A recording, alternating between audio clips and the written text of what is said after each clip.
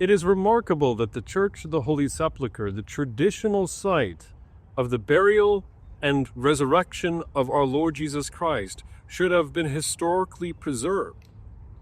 A reason for this is that the Roman Empire, wanting to snuff out and desecrate the memory of our Lord's life after the failed Bar Kokhba revolt, is said to have built a temple dedicated to Venus over the hill of Golgotha. And as a result, ironically, unintentionally preserving the sites of both the crucifixion and the resurrection.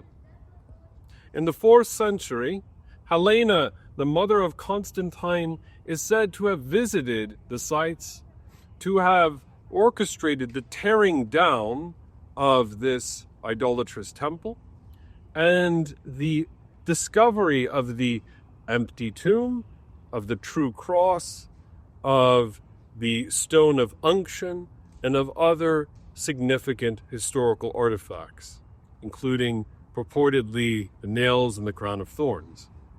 Now, no matter how one feels about these relics, one knows that I strongly believe in their authenticity and preservation. One element is quite plain.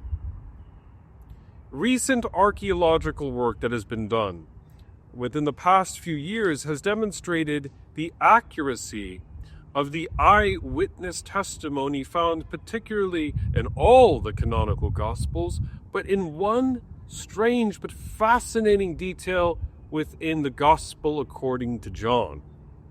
John records that the place of the resurrection and the crucifixion earlier occurred near a garden or in a garden. Now, if anyone knows the provenance of the Holy Sepulcher, initially it began as a rock quarry. But recent studies have indicated that during the 1st century AD, during the time of the crucifixion and resurrection, lo and behold, this area that had been set apart for tombs also had been used as a garden.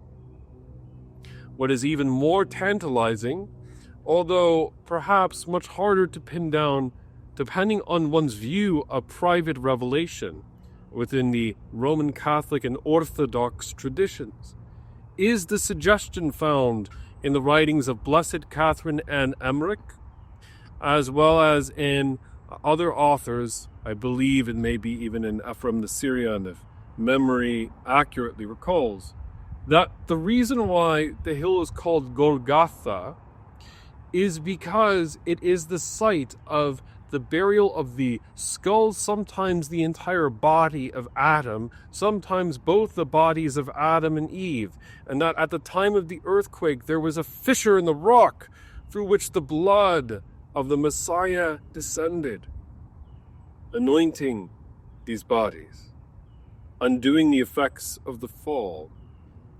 Now, what is curious is that Emmerich describes there being tombs of many prophets underneath the site of the Holy Sepulcher.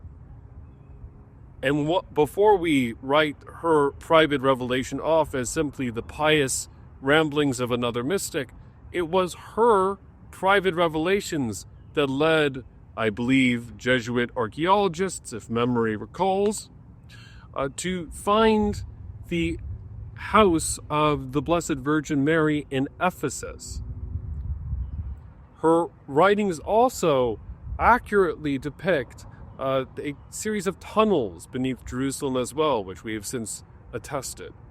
So there is indeed something going on, as we know from the book of Romans, between Adam and Christ in terms of typology, the undoing of the fall. This much we know for certain. And possibly, very possibly, when you visit the Church of the Holy Sepulcher to this day, and you see the tomb of Adam, which is a real archaeological site you can pass by, perhaps, maybe indeed, underneath those very rocks, is or was preserved the remains of the first man, and possibly Eve, the first woman.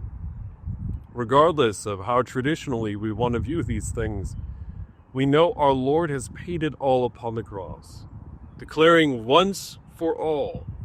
It is finished. May we be filled with the promise of that hope. In the name of the Father, and of the Son, and of the Holy Ghost. Amen.